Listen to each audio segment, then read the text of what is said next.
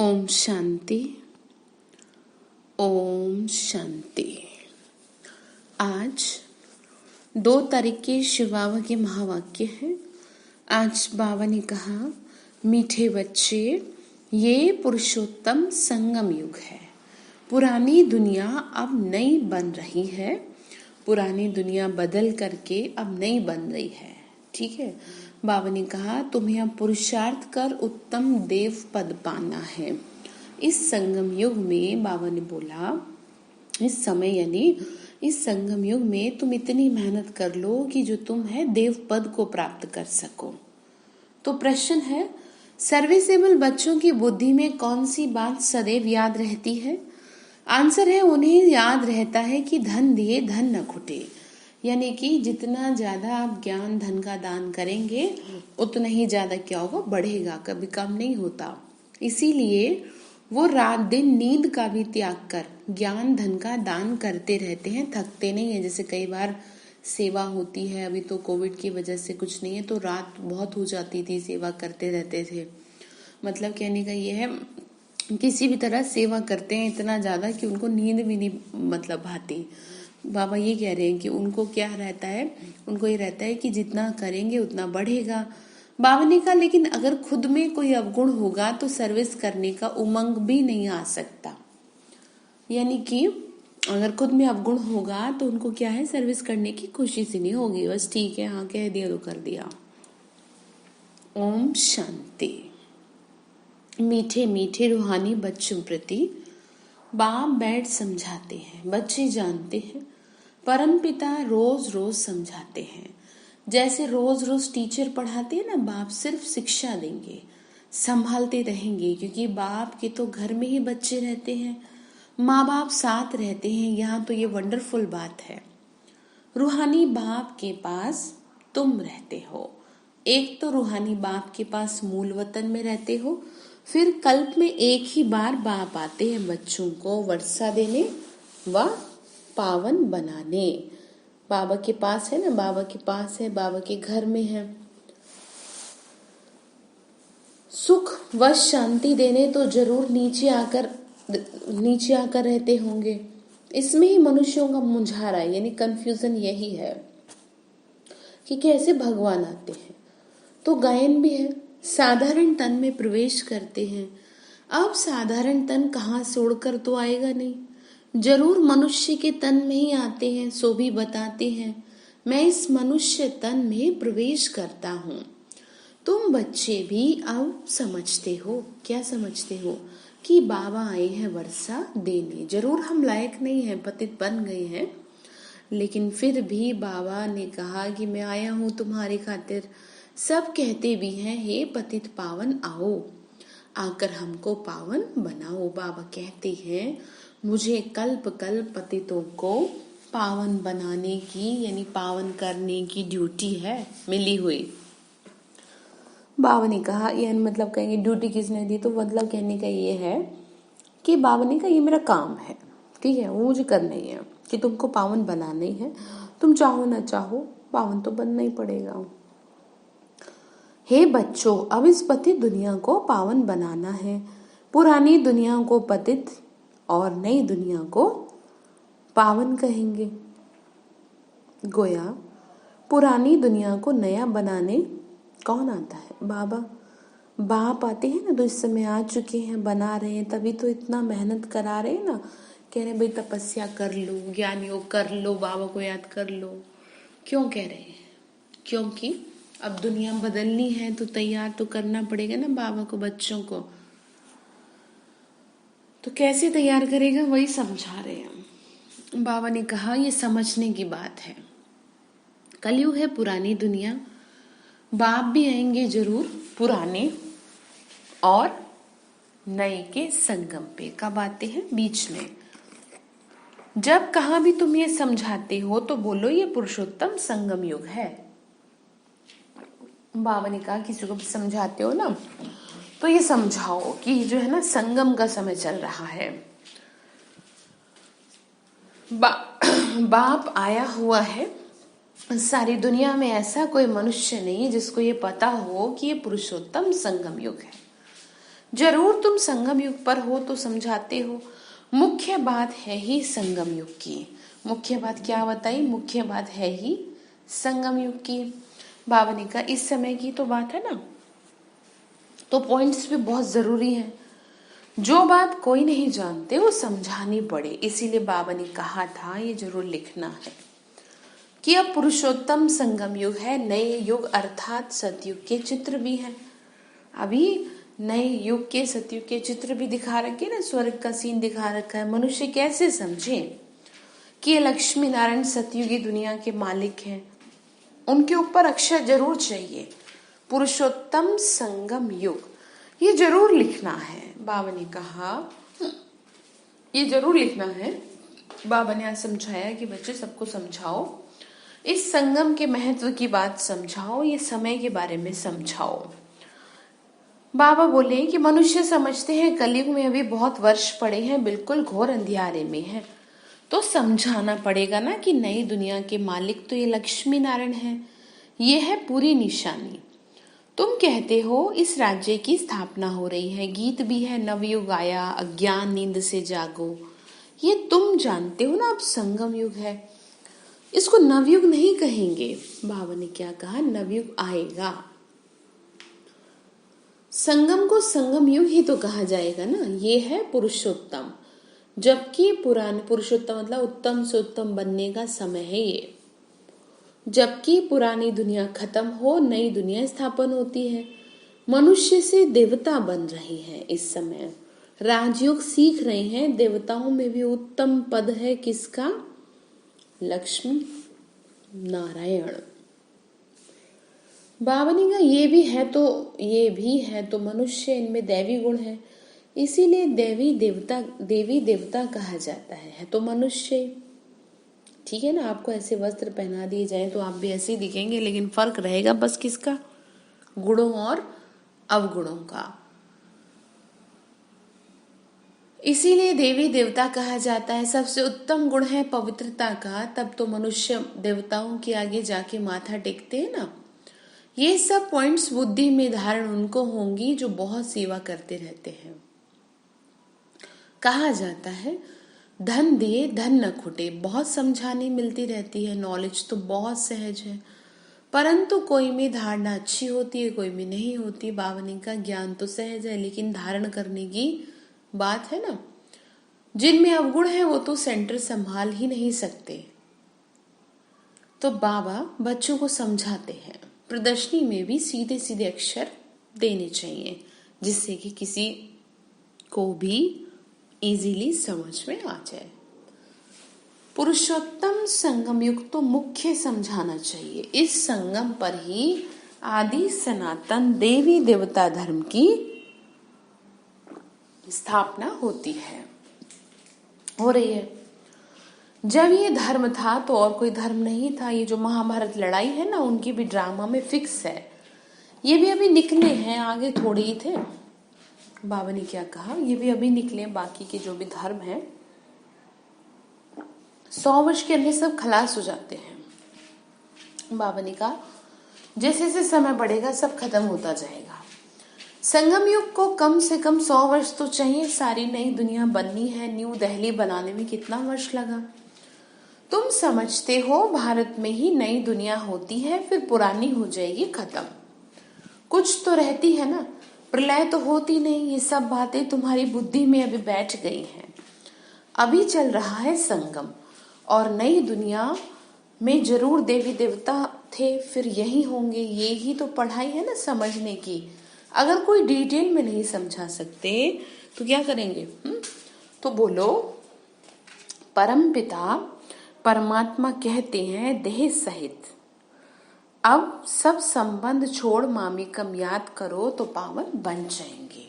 बावली का भगवान समझा रहे, ऐसे समझाओ कि मुझे याद करो। शिव बाबा ऐसे कह रहे हैं।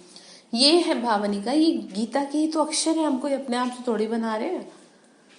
ये सारे अक्षर गीता के हैं, और ये युग भी गीता का ही युग चल रहा है। गीता संगम युग पर ही गाई हुई थी, जबकि विनाश हुआ था। बाप ने राजयोग सिखाया था, राजाई स्थापन हुई थी, फिर जरूर होगी। ये सब रूहानी बाप समझाते हैं। कौन समझा रहे सारी बातें? बाबा समझा रहे। बाबा ने कहा हम इनका नाम तो लेते नहीं कि इसका ब्रह्मा का, हम तो सिर्फ बताते हैं। बाबा कहते हैं मुझे याद करो तो पावन बन जाएंगे। मतलब किसी का नाम थोड़ी लेना है। शिव बाबा ने कहा, ज्योति बिंदु शिव बाबा ने कहा, शिव भगवानुवाच है। बाबा कहते हैं मुझे याद करो तो पावन बन मेरे पास चले आएंगे। कितना सहज है। सिर्फ मुझे याद करो और 84 के चक्र का ज्ञान बुद्धि में हो। ठीक है, क्या कहा? क्या करना है? सिर्फ मुझे याद करो और 84 के चक्र का ज्ञान बुद्धि में हो। जो धारणा करेगा वो चक्रवर्ती राजा बनेगा। ये मैसेज तो सब धर्म वालों के लिए है। घर तो सबको जाना है। बाबा ने कहा जो धारण करेगा वही तो बनेगा ना। घर सबको जाना है। बाबा बोले बच्चे हम भी घर का रास्ता तुमको बता रहे हैं ना। पादरी आदि कोई भी हो तुम उनको बाबा का संदेश दे सकते हो। तुमको खुशी का पारा चढ़ना चाहिए। परमपिता परमात्मा कहते हैं मामे कम याद करो तो तुम्हारे विक्रम विनाश होंगे। सबको यही याद कराओ। बाबा का पैगाम सुनाना ही नंबर 1 सर्विस है।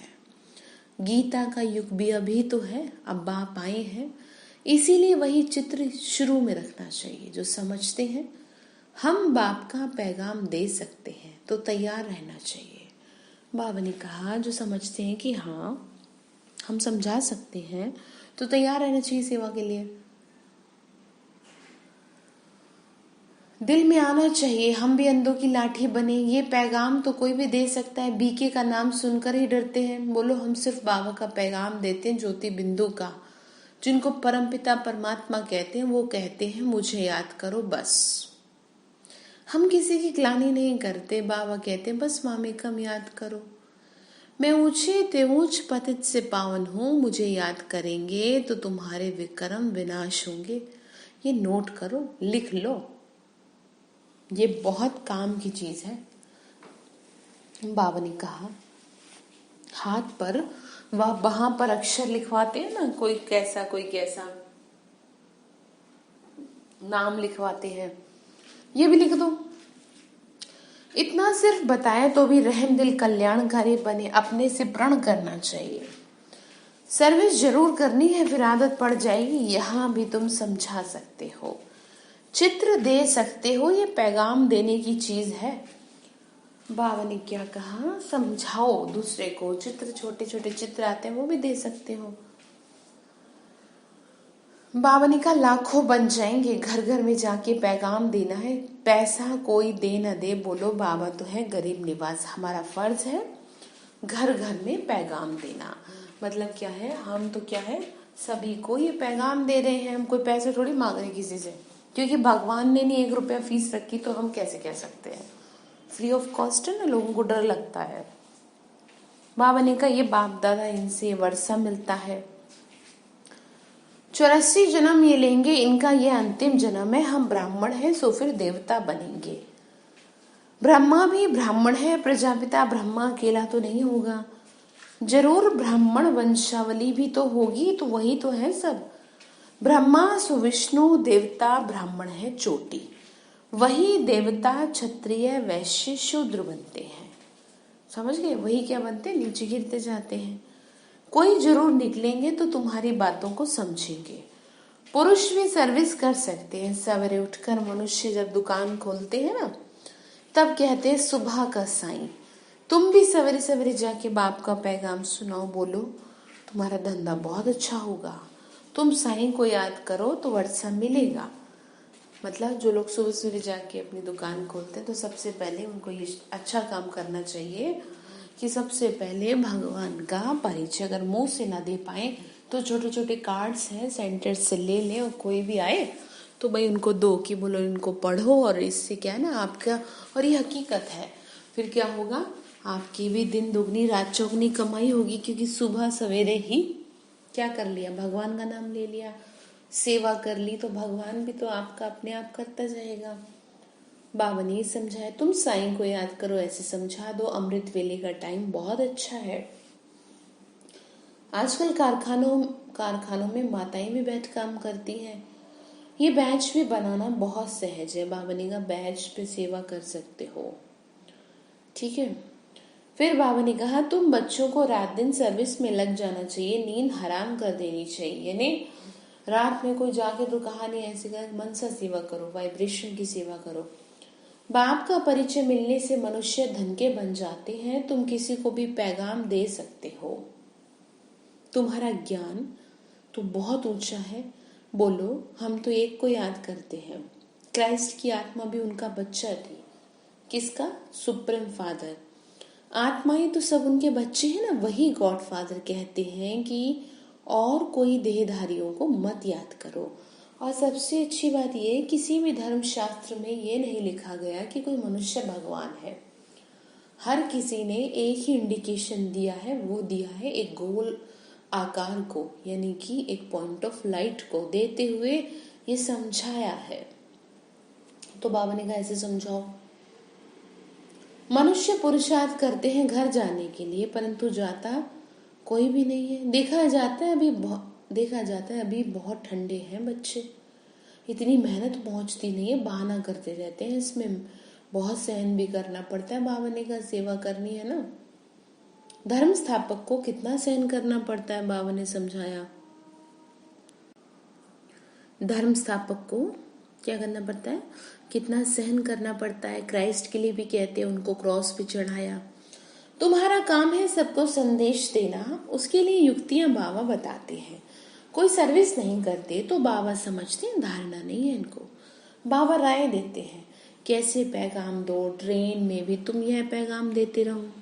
तुम जानते हो हम स्वर्ग में जाते हैं। कहाँ जा रहे हैं? स्वर्ग में। कोई शांति धाम में भी जाएंगे ना। रास्ता तो तुम ही बता सकते हो, तुम ब्राह्मणों को ही जाना चाहिए है तो बहुत। बाबा ने कहा ब्राह्मणों को कहाँ तो रखेंगे ना। ब्राह्मण देवता क्षत्रिय कहा जाता है। प्रजापिता ब्रह्मा की औलाद तो जरूर होंगे ना। आदि में है ही ब्राह्मण। तुम ब्राह्मण हो ऊंचे ते ऊंचे। वो ब्राह्मण है कुख वंशावली और तुम हो मुख वंशावली। ब्राह्मण तो जरूर चाहिए ना, नहीं तो प्रजापिता ब्रह्मा के बच्चे ब्राह्मण कहाँ गए। तो वही तो समझा रहे हैं, वही हम ब्राह्मण आत्माएं हैं। ब्राह्मणों को तुम बैठ समझाओ तो वो झट समझ जाएंगे। बोलो तुम भी ब्राह्मण, हम भी अपने को ब्राह्मण कहलाते हैं। फिर बताओ हम क्यों कहलाते हैं। अब बताओ तुम्हारा धर्म स्थापन करने वाला कौन? ब्रह्मा के सिवाय कोई का नाम ही नहीं लेंगे। तुम ट्रायल करके देखो। बाबा ने कहा ब्राह्मणों को समझा के देखो। ब्राह्मणों की भी बहुत बड़े बड़े कुल होते हैं। अब यहाँ बाबा के घर में तो कोई जाति की या कोई धर्म की तो बात है नहीं, लेकिन बाबा ने आज स्पेसिफिकली ये बता दिया कि तुम ब्राह्मणों को भी जाके समझाओ। पुजारी ब्राह्मण तो ढेर हैं। अजमेर में ढेर बच्चे आते हैं, कभी कोई ने समाचार नहीं दिया कि हम ब्राह्मणों से मिले। उनसे पूछा तुम्हारा धर्म स्थापन करने वाला कौन है, तो ब्राह्मण धर्म किसने स्थापन किया। तुमको तो मालूम है ना सच्चे ब्राह्मण कौन है। तुम बहुतों का कल्याण कर सकते हो। यात्राओं पर भक्ति जाते हैं। ये चित्र तो बहुत अच्छा है लक्ष्मी नारायण का। तो तुमको क्या है, तुमको मालूम है ना जगदम्बा कौन है, लक्ष्मी कौन है। ऐसे ऐसे तुम नौकरों भिलनियों आदि को भी समझा सकते हो। बाबा ने कहा हर किसी को समझाओ, चाहे कोई छोटा है चाहे बड़ा है, तो आत्मा ही ना। तुम्हारे बगैर तो कोई है नहीं जो उनको सुनाए। क्योंकि लोगों में अपना अभिमान भी होता है कि हम इनसे बात करें, लेकिन भगवान की वजह से आप मैसेज दे सकते हैं। बहुत रहम दिल बनना है। बोलो तुम भी पावन बन पावन दुनिया में जा सकते हो। अपने को बस आत्मा समझो। शिव बाबा को याद करो। शौक बहुत होना चाहिए। किस बात का? उसकी सेवा करने का, दूसरों को रास्ता बताने का। ये कुछ जबरदस्ती का काम थोड़ी है। अपना शौक होगा, अपना मन होगा तो भगवान की सेवा में जीवन को लगाएंगे, नहीं होगा तो ना लगाएं। कोई किसी को थोड़ी कह रहे। बाबा ने कहा शौक चाहिए, करेंगे तो खुद ही पाएंगे ना। किसी को भी रास्ता बताने का, जो खुद याद करते होंगे वही तो याद कराने का पुरुषार्थ करेंगे। बाबा तो नहीं जाकर बात करेंगे। बाबा ने कहा देखो तुम्हारे में से निकलेगा कोई भी। ये तो तुम बच्चों का काम है ना, गरीबों का कल्याण करना है। बेचारे बहुत सुखी हो जाएंगे। थोड़ा याद करने से प्रजा में भी आ जाए, ये भी अच्छा है। ये धर्म तो बहुत सुख देने वाला है। यानी कि कौन सा धर्म? देवी देवता धर्म। दिन प्रतिदिन तुम्हारा आवाज बहुत जोर से निकलेगा, धीरे धीरे। बाबा ने कहा सबको यही पैगाम देते रहो कि अपने को आत्मा समझो और निराकार ज्योति बिंदु शिव बाबा को याद करो। तुम मीठे मीठे बच्चे पद्मा पदम भाग्यशाली हो। जबकि महिमा सुनते हो तो समझते हो, फिर भी कोई बात की फिक्रात आदि क्यों नहीं रखनी चाहिए। बाबा ने कहा देखो फिर भी कह रहे हैं कि फिक्रात किस चीज की? ये तो गुप्त ज्ञान, गुप्त खुशी है। तुम हो इनकॉग्निटो वॉरियर्स, तुमको अननोन वॉरियर्स कहेंगे और कोई अननोन वॉरियर्स नहीं हो सकता। गुप्त सेना है ना बाबा की। तुम्हारा दिलवाड़ा मंदिर पूरा यादगार है, दिल लेने वालों का परिवार है। उसमें दिखाया है मंदिर में, छत पे उस पे बना हुआ है महावीर। महावीर ने बाबा ने बताया, पूरा बता रखा है। और उनकी औलाद ये पूरा पूरा तीर्थ है, काशी से भी ऊंची जगह हुई। अच्छा, मीठे मीठे सिक्की लद्दे बच्चों प्रति माता पिता बाप दादा का याद प्यार और गुड मॉर्निंग। रूहानी बाप की रूहानी बच्चों को नमस्ते। हम रूहानी बच्चों की रूहानी माता पिता बाप दादा को नमस्ते। शिव बाबा नमस्ते। शुक्रिया बाबा, शुक्रिया। धारणा के लिए मुख्य सार है घर घर में जाके बाप का पैगाम देना। चाहे तो वाइब्रेशन फैलाओ सभी के घरों में, भाई इनका कल्याण हो, इनका जीवन सुखी हो। सर्विस करने का प्रण करो, प्रतिज्ञा करो भगवान की सेवा करने के लिए बहाना नहीं देंगे। सर्विस के लिए कोई भी बहाना मत दो। दूसरी पॉइंट है किसी भी बात की फिक्रात नहीं करनी, अंडरलाइन कर ले, लिख करके लगा ले। बाबा ने कहा है क्या? किसी भी बात की फिक्रात नहीं करनी, गुप्त खुशी में रहना है, किसी भी देहदारी को याद नहीं करना, एक बाप की याद में रहना। तभी तो क्या होगा, टचिंग होगी ना आपको फिर लास्ट की। और लास्ट वाले दिन को स्पेशल कुछ अनाउंसमेंट थोड़ी किया जाएगा, ऐसे ही कटते रहेंगे दिन जैसे लोगों के अब कट रहे हैं, और फिर ऐसे ही एक दिन हो जाएगा। इसलिए ध्यान रखिएगा। तो वरदान दे रहे शिव बाबा, परिस्थितियों को गुड लक समझ अपने निश्चय के फाउंडेशन को मजबूत बनाने वाले अचल अडोल भव। गुड लक, ठीक है? क्या है? परिस्थितियां आपके लिए गुड लक है। इस गुड लक से ही आपकी अवस्था अचल अडोल बनेगी। कोई भी परिस्थिति आए तो हाई जंप दे दो, क्योंकि परिस्थिति आना भी गुड लक है। ये निश्चय के फाउंडेशन को मजबूत करने का साधन है। पता तो चले कि आपको कितना विश्वास है बाबा पे, ठीक है ना? पता चलना जरूरी है। और वो तभी चलेगा जब कुछ परिस्थिति आएगी। आप जब एक बारी अंगद के समान मजबूत हो जाएंगे ना, तो ये पेपर भी नमस्कार करेंगे। पहले विकराल रूप में आएंगे, फिर दासी बन जाएंगे। तो चैलेंज करो, हम महावीर हैं। कौन है महावीर? जैसे पानी के ऊपर लकीर नहीं ठहर सकती ना, ऐसे मुझ मास्टर सागर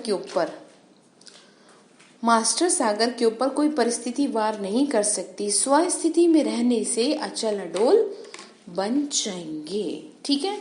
तो स्लोगन है नॉलेजफुल वह है जिसका हर कर्म श्रेष्ठ और सफल हो। नॉलेजफुल, बातों की नॉलेज है ना, हर कर्म की नॉलेज है, तो इसीलिए उसी को क्या कहा? नॉलेजफुल। तो आज के लिए होमवर्क है, परिस्थितियों को क्या समझेंगे? Good luck. ये नहीं क्या मुसीबत है, नहीं। बाबा भी तो देखें आपको कितना बाबा विश्वास है, आप खुद को भी आपको पता चलेगा। अच्छा, ओम शांति।